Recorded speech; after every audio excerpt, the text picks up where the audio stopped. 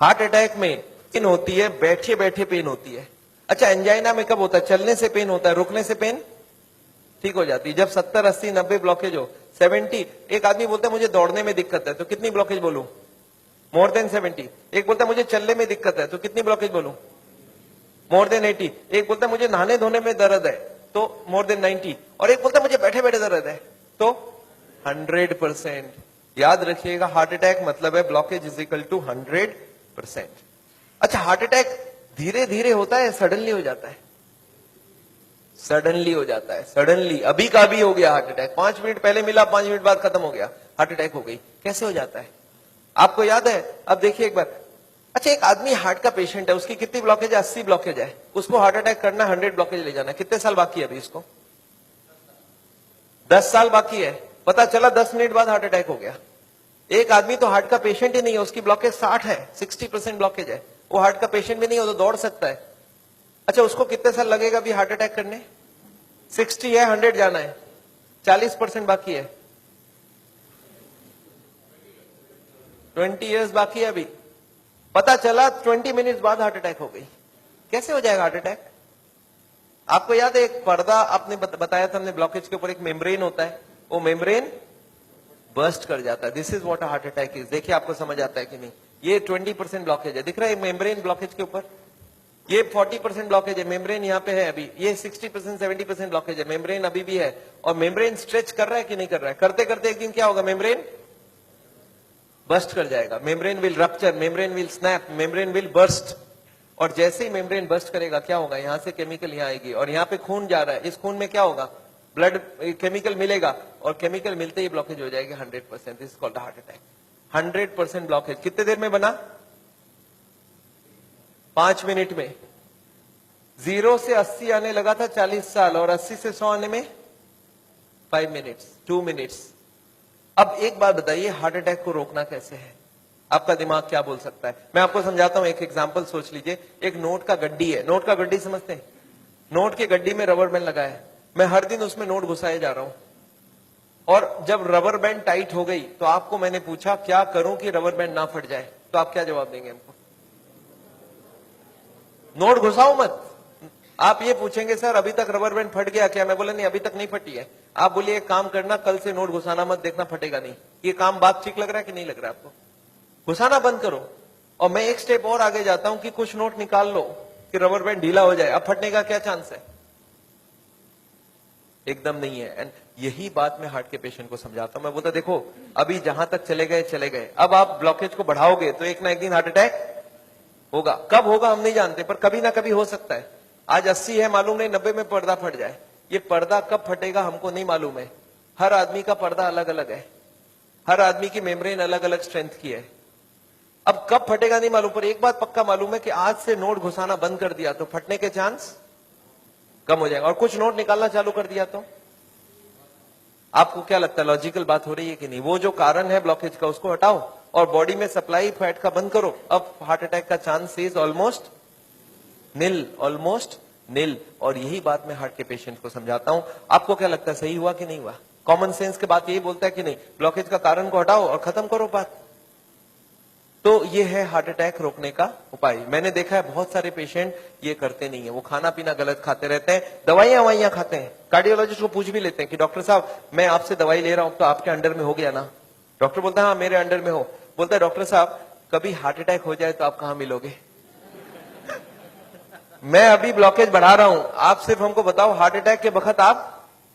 अच्छा, कार्डियोलॉजी भी बड़ा खुश रहता है, बोलता है मेरा मोबाइल नंबर रखना, जब भी हार्ट अटैक हो मुझे इन्फॉर्म करना और मैं आपको बताऊंगा कहां पहुंचना है, और मैं भी वहीं पहुंचूंगा, फिर आपको बचाने की पूरी कोशिश करूंगा। पर हार्ट अटैक के बाद, हार्ट अटैक के पहले करने का कुछ जरूरत।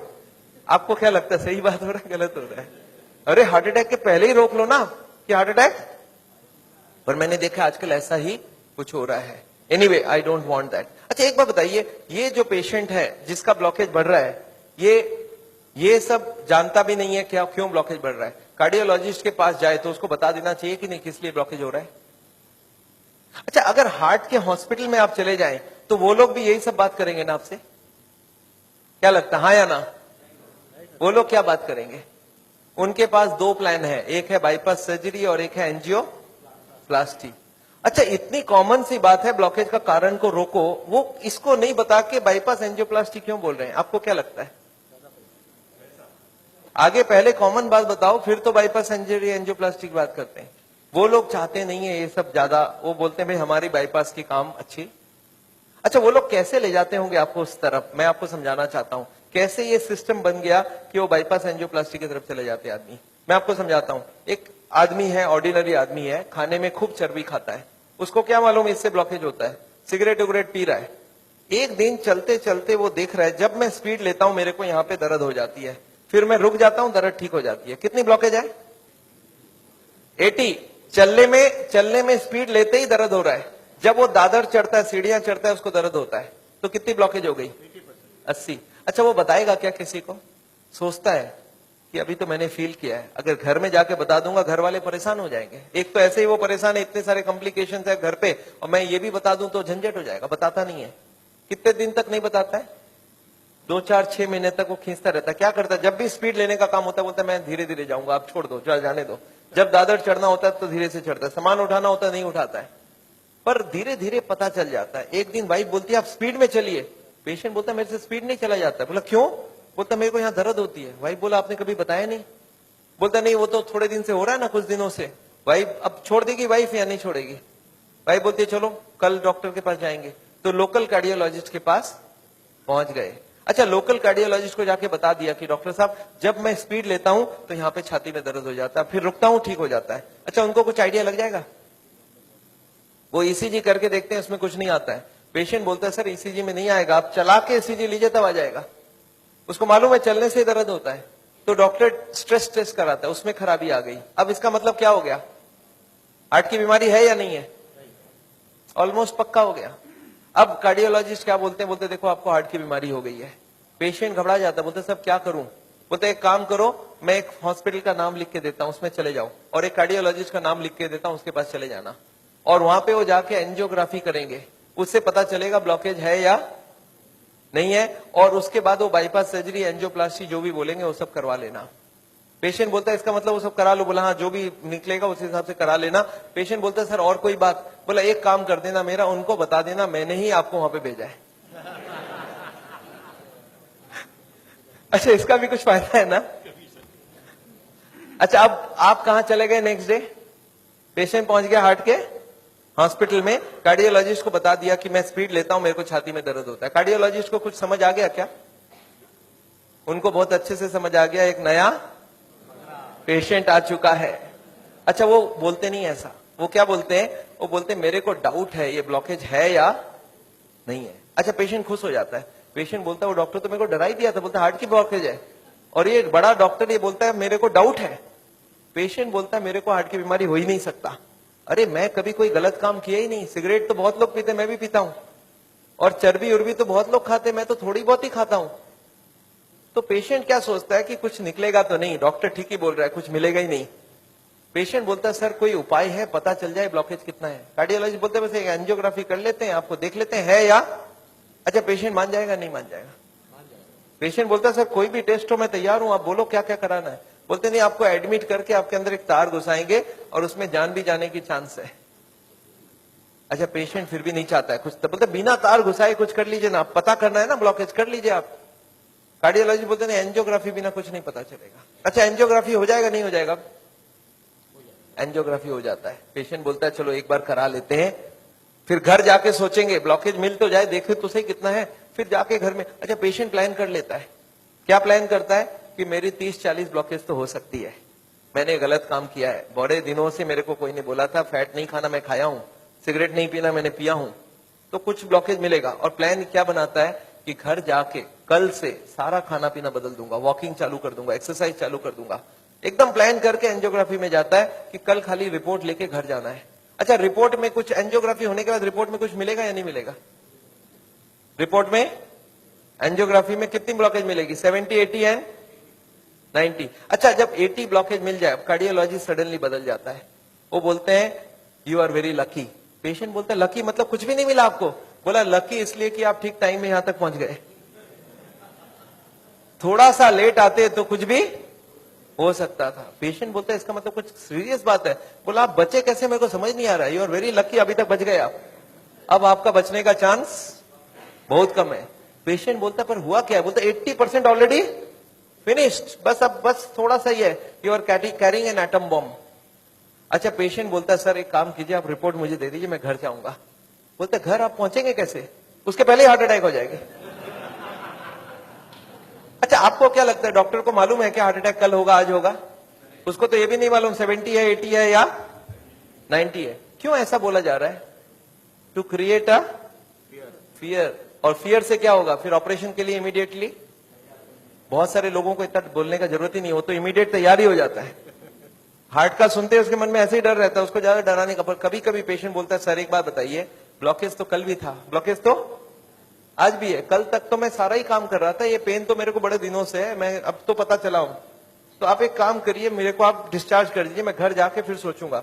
बोला नहीं, आप एक काम कीजिएगा, आप करवट भी लेंगे ना तो हमको पूछ लीजिएगा। पेशेंट बोलता है नहीं सर मैं तो घर जाऊंगा। बोला आप रुकिए, आपके घर वालों से मैं पूछता हूं। अच्छा, घर वाले बाहर कौन कौन वेट कर रहे होंगे? सारा खानदान वेट कर रहा होगा। वहां पे जाके क्या बोलना है कि patient is very critical, any moment he can die. आप बोलो मैं बचाने की कोशिश करूं और जाने दूं। अच्छा, आंसर क्या होगा?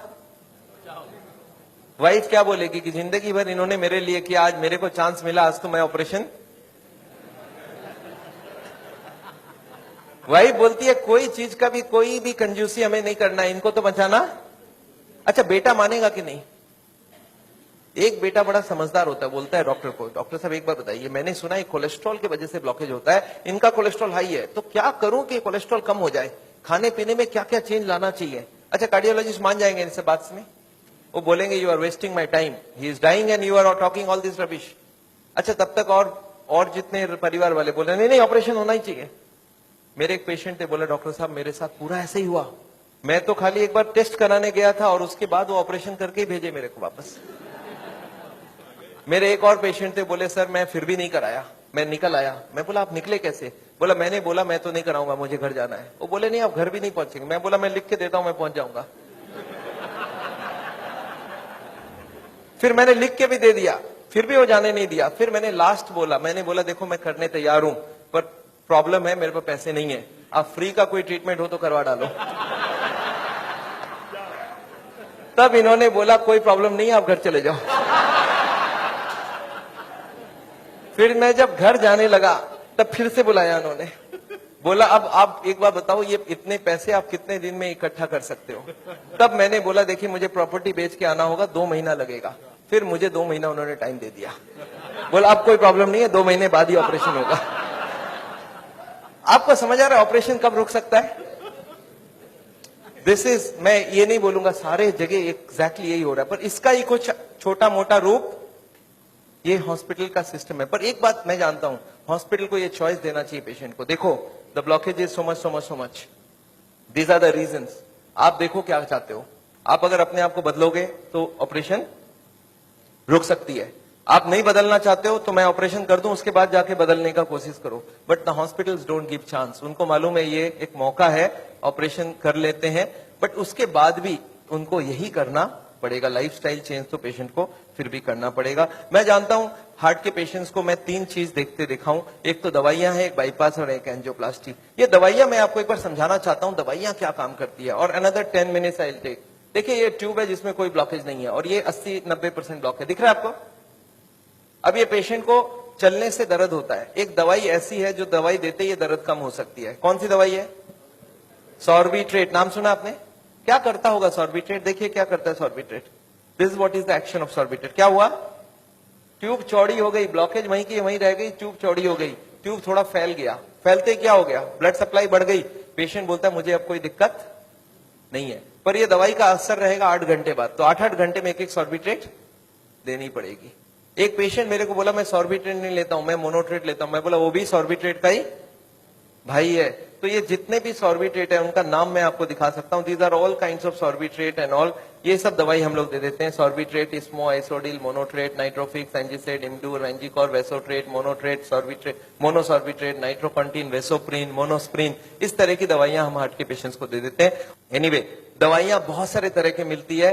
एक होता है हार्ट की ऑक्सीजन की जरूरत को कम कर देता है, इसको बोलते हैं beta blocker, calcium channel blocker, फिर एस इनहिबिटर, ऐसे करके बहुत सारी गोलियां हम लोग हार्ट के पेशेंट्स को दे सकते हैं। I am not going to go into that detail. कुछ ब्लड पतला करने का दवाई भी देते हैं, आपने देखा है नाम, इकोस्प्रिन, कोल्स्प्रिन, एएसए, डेलिस्प्रिन, डिस्प्रिन, क्लोपिक्रेल, क्लोपिलेट, क्लोपिवास, सिरुविन, क्लैबिक्स, क्लोट्रेल, फ्लैजरिल, स्ट्रोमेक्स, डीप्लैट, इस तरह की गोलियां हम लोग देते हैं ब्लड को पतला करने के लिए। पर ये गोलियां देने से भी पेशेंट ठीक नहीं होता है, तो इसके लिए मैं चाहता हूं वो लाइफस्टाइल चेंज करें, अपनी ब्लॉकेज को कम करें कि उनको देने की जरूरत पड़े ही नहीं। अच्छा, ये गोलियां इतनी खाएगी, इसके साइड इफेक्ट्स होती है क्या? अगर साइड इफेक्ट होती है कॉन्स्टिपेशन, तो कॉन्स्टिपेशन की और गोली दूंगा, और एसिडिटी हो जाए तो एसिडिटी की गोली दूंगा, और नींद ना आए तो नींद की गोली दूंगा। अच्छा बताइए, बीमारी ठीक हो रहा है कि नहीं हो रहा है? आई एम नॉट कीन, मैं जानता हूं दवाई आज जरूरत है, पर कल दवाई की जरूरत ना हो, उसका बंदोबस्त करना बहुत जरूरी है। इसके बाद चलते हैं, ये एंजियोग्राफी क्या चीज है। हॉस्पिटल में जाते हैं, एंजियोग्राफी करते हैं, और ये एंजियोग्राफी मुझे पसंद क्यों नहीं है मैं आपको बताना चाहता हूं। This is what is the problem with angiography. एक तार आपके पूरे बॉडी को स्क्रैच करके हार्ट तक लेके जाना है। ये तार यहां से जो घुसेगी, 1 metre wire is inserted into the body till it reaches the heart. It is a blind procedure. Blind मतलब क्या? आप घुसा दो, ये अंदर जाती जाएगी, और अगर अटक गई तो वापस खींच के फिर से ट्राई करना होगा। मतलब वो अंदर स्क्रैच करेगा ही करेगा, पूरे बॉडी को स्क्रैच करती है। वो लिखवा लेते हैं कि अगर हार्ट अटैक हो गया तो मेरी कोई जिम्मेवारी नहीं है, और ये पूरे बॉडी को ये पंक्चर भी कर सकता है। मैंने ऐसे ऐसे पेशेंट देखे हैं कि एंजियोग्राफी के वक्त ही डेथ हो गई। एंजियोग्राफी में पैर को काटना पड़ा अल्टीमेटली, क्योंकि वो पैर की ट्यूब को डैमेज कर दिया। तो एंजियोग्राफी मैं नहीं चाहता हूं। और उसके बाद क्या होगा? इनएक्यूरेसी अबाउट द रिपोर्ट, और उसके बाद pressure from the cardiac doctors for the next operation. Patient को लगता है मेरे को इमरजेंसी हो गया, बट इमरजेंसी प्रिसिपिटेट कराया जा सकता है। एनीवे, ये एंजियोप्लास्टी जो है, ये दो ऑपरेशन, दो चीज वो लोग करते हैं, एक एंजियोप्लास्टी, एक बाईपास सर्जरी। मैं एंजियोप्लास्टी 2 मिनट आपको समझाना चाहता हूं। What is this angioplasty? एक स्टेंट लगाते हैं, सुना आपने नाम? एक रिंग लगा देते हैं हार्ट में। What is this? Let me explain what is this. पिछले 20 साल में ये जो एंजियोप्लास्टी है, ये बार बार फेल किया और बार बार इसको सक्सेस बताया गया। पहले आई थी बेलूनिंग, बेलून एंजियोप्लास्टी। उसके बाद बहुत सारे तरह के एंजियोप्लास्टी आई, ऑर्डिनरी स्टेंट आई, फिर गोल्ड स्टेंट आई, फिर रोटा ब्लेडर आया, रेडियो एक्टिव स्टेंट आई, लेजर एंजियोप्लास्टी आई, आजकल चल रहा है ड्रग कोटेड स्टेंट। पर ये सारे के सारे फेल हुए हैं। क्यों फेल हुए, एक बार समझाना चाहता हूं। देखिए, ये बेलूनिंग क्या चीज है, याद है आपको? एंजियोग्राफी के वक्त तार अंदर घुसाई थी, वो कहां तक गई थी? हार्ट तक, यहां तक तार आई थी। इस तार के ऊपर ये बेलून होता है। इस तार को थोड़ा सा धक्का मारते हैं, कभी कभी कार्डियोलॉजिस्ट तार को अंदर रख के बाहर आ जाते हैं, आके बोलते हैं देखो तार अंदर है, बोलो तभी खोल दूं। आप बोलते हैं चलो खोल दो, कितने लगेंगे? 2 लाख लगेंगे। 2 लाख दे दिया। अब ये तार को ये लोग धक्का देते हैं थोड़ा और, तो तार की जो बेलून है ये बीचों बीच आ जाती है ब्लॉकेज में। अब इस बेलून में पानी डालना होता है। ये बेलून ऐसा होता है, इसमें पानी डालते ही बेलून फूल जाती है। अच्छा, पानी कैसे डालेंगे? आपने होली में बेलून फुलाया एक सिरिंज से? सिरिंज में पानी ले लो, सिरिंज को दबा दो तो बेलून के अंदर पानी घुस जाए। तो बाहर से सिरिंज से पानी डालेंगे तो बेलून क्या होगा? फूल जाएगी। फूलते ही ब्लॉकेज कहां गई? साइड में दब जाएगा, ऊपर कंप्रेस्ड हो जाएगी, नीचे कंप्रेस्ड हो जाएगी। अच्छा, ये बेलून को जब पानी निकाल लेंगे तो क्या होगा? बेलून को वहां पे 2-4 सेकंड से ज्यादा नहीं रख सकते, क्योंकि हार्ट अटैक हो जाएगी, 100 हो जाएगी ब्लॉकेज। तो बेलून में पानी डाला और सिरिंज से वापस पानी खींच लिया। जैसे ही पानी खींचा, बेलून वापस चिपक गई, तार को पकड़ के बाहर निकाल लिया। Angioplasty is over. आपको समझ आ रहा है क्या करना पड़ा? ये तार यहां थी, इसी को थोड़ा आगे किया, बेलून डाल, पानी निकाल लिया और ब्लॉकेज वापस। अच्छा, ब्लॉकेज वापस आ जाएगी नहीं आ जाएगी इसके बाद? क्या लगता है आपको? This is elastic. इलास्टिक समझते हैं आप? ये लोहा या पत्थर नहीं, इलास्टिक है। और जैसे ही बेलून निकाल लिया, ब्लॉकेज वापस आने लग गई। थोड़े साल बाद यही कार्डियोलॉजिस्ट मान गए बेलूनिंग काम की नहीं है। पहले क्लेम किया था बेलूनिंग एक बार कराओगे जिंदगी भर चलेगी, फिर मान गए काम की नहीं है। फिर क्या हो गया? फिर वो बोले इसमें स्टेंट लगाना होगा। What is this stent? Look at this, this is the blockage. दिख रहा है आपको येलो कलर की? और इसके अंदर एक बेलून डाल दिया। आपको दिख रहा है ब्लैक कलर का बेलून? बेलून में पानी डाला तो ब्लॉकेज कहां चलेगी? साइड में आ गई। जब बेलून निकाल लेंगे तो ब्लॉकेज वापस आएगी। तो यहाँ पे एक स्प्रिंग लगा देते हैं। ये स्प्रिंग क्या काम करेगा? ब्लॉकेज को आने से रोक देगा। आपको समझ आ रहा है स्प्रिंग का मतलब क्या है? अगर स्प्रिंग डाला गया, इसका मतलब क्या है? कि ब्लॉकेज वापस आ रही थी। इसका मतलब पहले वाला जो क्लेम था वो गलत था कि बेलूनिंग करा लो, ठीक रहा। इसके बाद ये जो स्टेंट लगी, स्टेंट का एक मेजर प्रॉब्लम है कि इसके अंदर से ब्लड जाएगी। और फॉरेन बॉडी के अंदर ब्लॉकेज बहुत जल्दी होती है। ये देखा गया है स्टेंट में 6 महीना 1 साल में सारे ब्लॉक आ जाती वापस। और ये जब वापस आने लगी तब इन्होंने थोड़े दिन तक तो बोला नहीं आती है नहीं आती है। थोड़े दिन बाद इन्होंने बोला कि नहीं ये स्टेंट तो खराब होगी क्योंकि ये ऑर्डिनरी स्टेंट है, इसमें एक मेडिकेटेड स्टेंट देना होगा। वो दवाई में डाल के स्प्रिंग को निकाल लेंगे, अब बहुत बढ़िया हो जाएगा।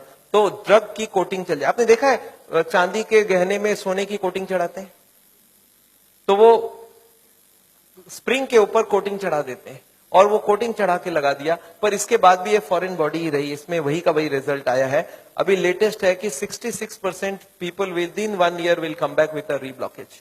इसके बाद है बाईपास सर्जरी। एक बहुत बड़ी सर्जरी होती है। देखिए बाईपास सर्जरी मैं इसलिए नहीं चाहता हूं, एक बहुत बड़ा सर्जरी है। एक पूरे चेस्ट को काटो और इसको काट के, इसको चाकू से नहीं कटेगा, इसमें आड़ी से कटेगी। आड़ी समझते हैं आप?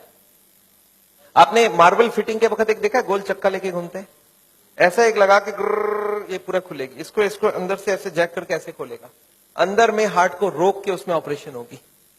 और हार्ट को रोकेंगे तो एक मशीन से पूरे बॉडी को ब्लड जाएगा, इसको बोलते हैं हार्ट लंग मशीन। उसमें कुछ ब्लड डाल के उससे चलाना होगा। And during this time the operation has to take place. But this operation is very complicated. Luck अच्छा हो तब ठीक है, नहीं तो कुछ ना कुछ कॉम्प्लिकेशन रहती है, बहुत सारे लोगों की जान भी जाती है। पर ऑपरेशन के बाद क्या होगा ये देखिए, ऑपरेशन के बाद क्या होगा। ये ट्यूब जो ब्लॉकेज है वो यहीं रह गई, उसके जगह नई ट्यूब लग गई। तो ये ब्लॉकेज के जगह नई ट्यूब लग गई तो क्या हो गया, बाईपास हो गया। पर ये नई ट्यूब में फिर कभी ब्लॉकेज आएगा कि नहीं, आपको क्या लगता है? ये नई ट्यूब में फिर से ब्लॉकेज आती है। अच्छा अब तो 40 साल बाद ही आएगी ना,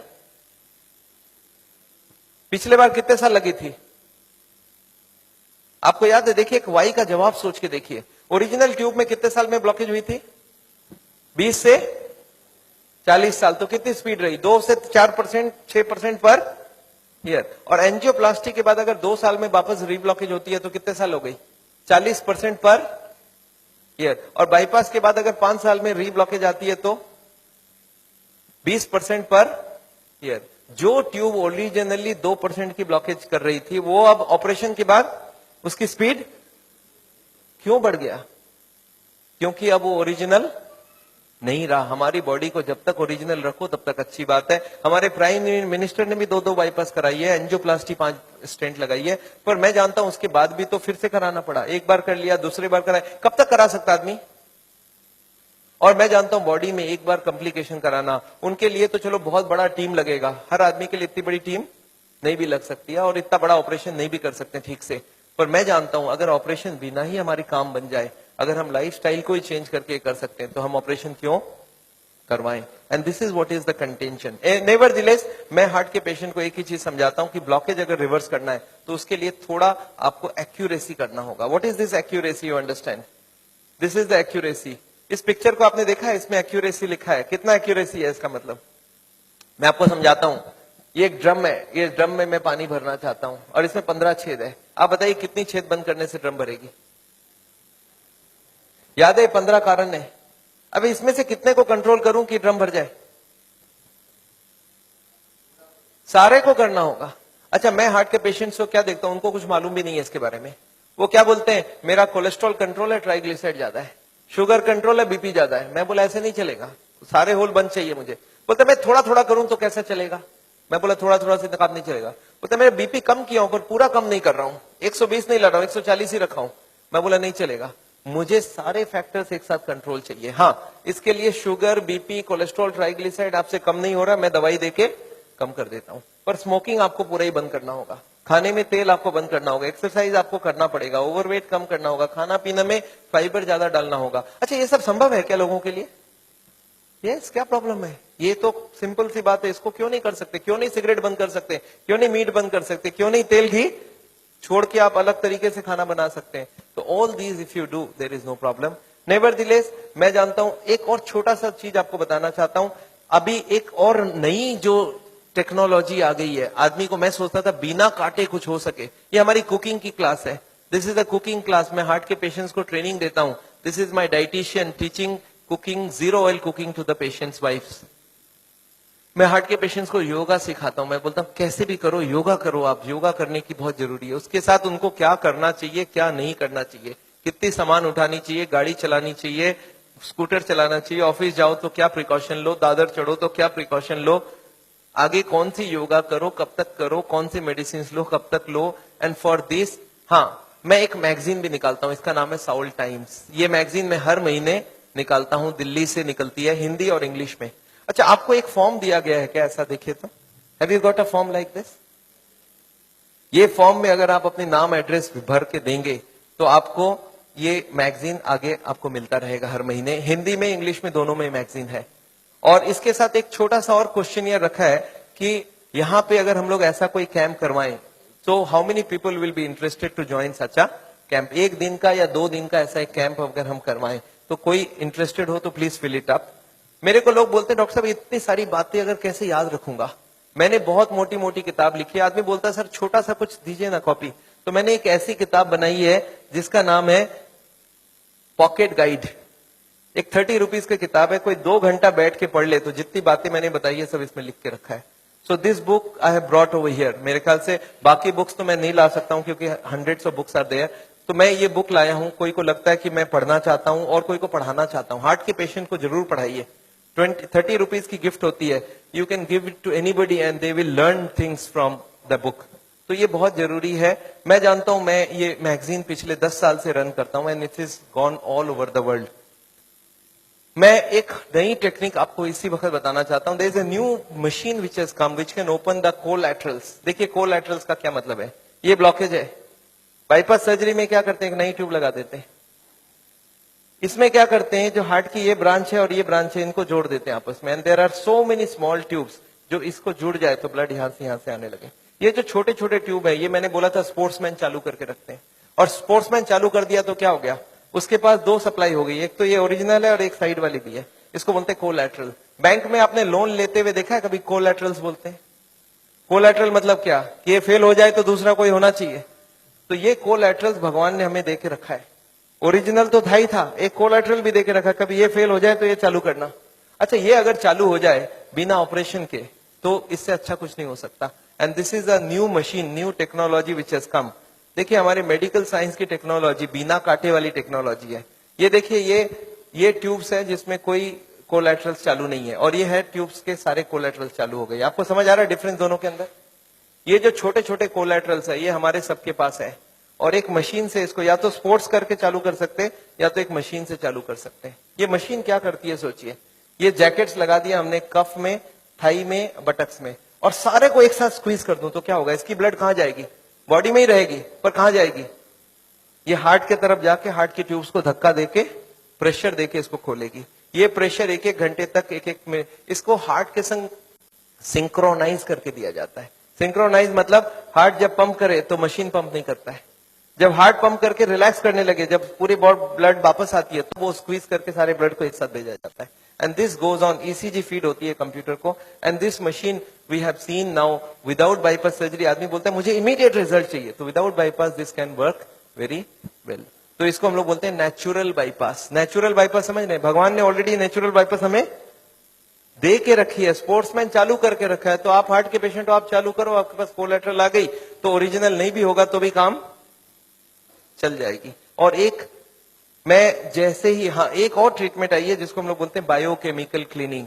ये अभी बहुत अच्छी रिजल्ट आ सकती है। कुछ केमिकल अंदर डाल के ब्लड में उसको अंदर से गला लिया जाए। जैसे किचन में आपने सुना नाली जाम हो जाए तो क्या करते हैं हम लोग, कुछ केमिकल डालते हैं अंदर से। तो ये केमिकल की भी ट्रीटमेंट आजकल चल रही है, बट अभी भी इसका रिजल्ट्स हर आदमी में सेम नहीं आता है, but results are still there. बहुत सारे ऐसे पेशेंट है जो 30-40% तक ब्लॉकेज इससे कम हो सकती है। नेवरदिलेस मैं समझता हूं मैंने बहुत सारा लेक्चर आपको दे दिया है। कोई ने मेरे को बोला था एक बार कि डॉक्टर साहब कभी भी किसी को आधे घंटे से ज्यादा लेक्चर मत दिया कीजिए। मैंने बोला क्यों? बोला आपने स्कूल, उसके बाद दिमाग काम नहीं करता है। मैंने बोला क्यों ऐसा बोल रहे हैं? बोलता आपने स्कूल कॉलेज में देखा है कभी भी पीरियड्स 40 मिनट से ज्यादा नहीं रखते हैं, उसमें 5 मिनट आने जाने का वेस्टेज गिन लो, आधे घंटे ही चलेगा दिमाग। मैं बोला पर मैंने देखा आप टीवी देखते हो तो 2-3 घंटा देखते हो एक साथ।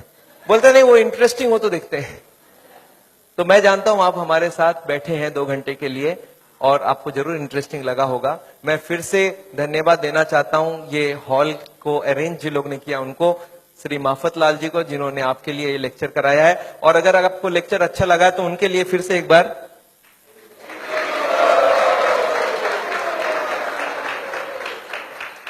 एनीवे मैं जानता हूं मैंने लेक्चर तो खत्म किया है और मैं चाहता हूं कि आपके पास अभी भी कुछ क्वेश्चंस जरूर होंगी। मैं कैंप भी करता हूं और मेरी बंबई में जुहू में एक क्लिनिक भी है जहां पे हर वक्त डॉक्टर है और ये मशीनें वगैरह भी है। तो आपको अगर कभी कोई जरूरत पड़े तो आप हमारी किताबें जरूर पढ़िएगा और ये छोटी वाली किताब भी पढ़िएगा। अगर आपके पास कोई क्वेश्चंस हो, क्वेश्चंस के लिए माइक है हमारे पास। So if you have questions I would want you to ask the questions and I like to answer the questions. You not covered the effect of the alcohol. Yes, very important thing, alcohol. मैं आपको बता दूं alcohol heart के लिए कभी अच्छी नहीं है। We don't recommend alcohol for the heart patient. क्यों? एल्कोहल में ग्लिसरॉल होती है और ग्लिसरॉल से ट्राईग्लिसराइड का रिश्ता होता है। ट्राईग्लिसराइड ग्लिसरॉल होता है उसमें भी। तो एल्कोहल में एल्डिहाइड ग्रुप है और ग्लिसरॉल में एल्डिहाइड ग्रुप है और ये दोनों एक दूसरे से एक्सचेंज हो जाती है। जब भी कोई अल्कोहल ले तो उसका ट्राईग्लिसराइड 40-50 तक बढ़ जाती है। तो अल्कोहल कभी हार्ट के लिए अच्छा है ही नहीं। पर अल्कोहल से एक अच्छाई होती है हार्ट में, वो है एचडीएल बढ़ जाती है। तो हार्ट के पेशेंट्स क्या चाहते हैं मालूम है? बोले एचडीएल की बात करो, ट्राईग्लिसराइड की बात ना करो। अरे मैं कैसे बात ना करूं? एक चीज अच्छा एक खराब है ना, तो मैं दोनों को ही बात करूंगा ना। अच्छा, अल्कोहल में एक ही खराबी है और भी खराबी है। मैं आपको गिनाता हूं अल्कोहल की खराबी। एक तो अल्कोहल से स्टोमक खराब हो जाता है, गैस्ट्राइटिस हो जाता है, लीवर खराब होता है, इसको बोलते हैं सिरोसिस ऑफ द लीवर। सुना आपने नाम? अच्छा, अल्कोहल से नर्वस सिस्टम खराब होती है। आपने सुना है अल्कोहल पी के एक्सीडेंट करके लोगों को मार डाला लोगों ने? सुना है सर? तो अल्कोहल से पैसे भी खराब होते हैं, आपको मालूम है क्या? अच्छा, अल्कोहल से एडिक्शन होता है, ये बात मालूम है आपको? एडिक्शन मतलब क्या है? जिसको अल्कोहल पीने की आदत पड़ जाए वो मारपीट करके भी अल्कोहल पिएगा, हर दिन पिएगा। एक आदमी मेरे को बोला सर सबको ही नहीं होता है ऐसा। मैं बोला जो जो हो चुका है उसको जाके पूछो कि आप जब शुरू किए थे तब हर दिन पीते थे क्या? बोलते नहीं, मैं तो पहले एक ही बार पीता था, कभी जिंदगी में एक बार पिया पहले बार, फिर महीने में एक बार पिया, फिर हफ्ते में एक बार पिया, फिर हफ्ते में 3 बार पिया, फिर धीरे धीरे अब हर दिन पीने की आदत हो गया है। तो कौन गारंटी दे सकता है आप उसी एडिक्शन में नहीं जाओ? अल्कोहल में परिवार को बड़ा टेंशन रहता है, वाइफ सबसे ज्यादा दुखी होती है। जब हस्बैंड शराब पीता है तो वाइफ सबसे ज्यादा दुखी होती है। अच्छा, बच्चे तो अच्छा चीज सीखते हैं आपसे, बच्चे भी बहुत दुखी होते हैं कि पापा को सिगरेट पीने देते। दो ही होता है, बच्चा दो ही काम करता है, या तो पापा की तरह पीना चालू करता है या तो पापा को जिंदगी भर नफरत करता है, क्योंकि उसको अल्कोहल या तो पसंद हो जाएगा तो वो पीना चालू कर देगा, वो भी बिगड़ेगा। अच्छा, मेरे को कभी कभी लोग बोलते हैं सर पर मैंने देखा है कार्डियोलॉजिस्ट बोलते हैं थोड़ा बहुत पिया करो। मैंने बोला अच्छा एक काम करना, उस कार्डियोलॉजिस्ट को जाके पूछना कि सर ये अच्छी चीज है क्या? बोला हाँ अच्छी चीज है, तब ना हमको बता रहा है। मैं बोला उसको पूछना कि अपने बेटे को और अपनी बीवी को पिलाना चालू किया क्या हर दिन? बोलता नहीं, मेरा बेटा पिएगा तो निकाल दूंगा घर से। अच्छा, अपने बेटे को घर से निकाल दोगे पीने से और हमको आप बोल रहे हो पियो? आपको क्या लगता है लॉजिक बहुत अच्छी है कि खराब है? कोई भी कार्डियोलॉजिस्ट को यहाँ हाथ लगा के बोलने बोलिए कि हाँ ये अल्कोहल बहुत अच्छी चीज है, मैं अपने बच्चों को पिलाऊंगा, अपनी वाइफ को पिलाऊंगा, तब तो मैं मान जाऊं। कोई कार्डियोलॉजिस्ट तैयार नहीं है। पर पेशेंट्स के लिए घूस देना समझते हैं? घूस देना, ब्राइब करना समझते हैं? ब्राइब होने से बहुत काम हो जाता है। तो पेशेंट को ब्राइब देकर रखते हैं कि पेशेंट बोलेगा डॉक्टर मेरा बहुत बढ़िया है, सारा चीज अलाउ कर देता है। But very bad, alcohol is never good for the heart. या एनी मोर क्वेश्चंस? गार्लिक, मैंने एक क्वेश्चन यहाँ पे लिख के रखा है, कैन आई टेक, कुछ फ्रीक्वेंटली आस्क्ड क्वेश्चंस लिखा, can I take garlic? Garlic हार्ट के लिए अच्छा है, गार्लिक हार्ट के लिए अच्छा, पर नेसेसरी नहीं है जो नहीं खाता उसको ही खाना होगा। ऐसे हजारों फूड है जो हार्ट के लिए अच्छा है, तो you can take any of this food. पर एक आदमी मेरे को बोला सर सिर्फ गार्लिक खाऊंगा मेरा ब्लॉकेज ठीक होगा कि नहीं? मैं बोला नहीं, जितने खराब वाले आइटम है सब बंद करने होंगे, जितने अच्छी वाली सब चालू करनी होगी। तो ऐसा नहीं कि गार्लिक इज अ पैनासिया, पर garlic is definitely good, cholesterol को कम करता है। या yes ma'am. CT angiography Bambai में बहुत सारे जगह, मेरे ख्याल से कम 20 मशीनें लग गई है। हम जहां करवाते वो चित्रा करके है दादर में, दे चार्ज 6,000 रुपीज। तो ये सीटी एंजियोग्राफी का लिए आपको अगर एड्रेस चाहिए, हमारी क्लिनिक का एड्रेस आपके पास है already, you call them up, they will give you the details. Okay So what is good cholesterol, and what if you have in the range of good cholesterol is higher than the normal range? So how does it affect the heart, and what is? See, good cholesterol को good क्यों बोला जाता है? It goes to the blockage, picks up the cholesterol and takes it out. So good cholesterol if you can increase it is wonderful. We want more than 40. तो good cholesterol बढ़ाने का कोशिश करिए, और इसके लिए बाजार में नहीं मिलता है। आप हमको ये नहीं बोल सकते सर 2 किलो मेरे लिए मंगवा दीजिए। गुड कोलेस्ट्रॉल आपकी बॉडी बनाएगी अगर आप खाना पीना ठीक रखेंगे So तो। is good cholesterol anyways related to fat also? I mean, It is coming from fat plus protein. Hare Krishna, Prabhuji. This is Dr. Anuj here. I have done lot of your patients. I have done echoes of those patients at Chitra Scan. Okay. And let me tell you, I'm a cardiologist and I really loved your lecture. It's Thank you, an sir. amazing talk that you gave. And I pray that we do something together with all the malpractice. I'm very much aware of what is going on. And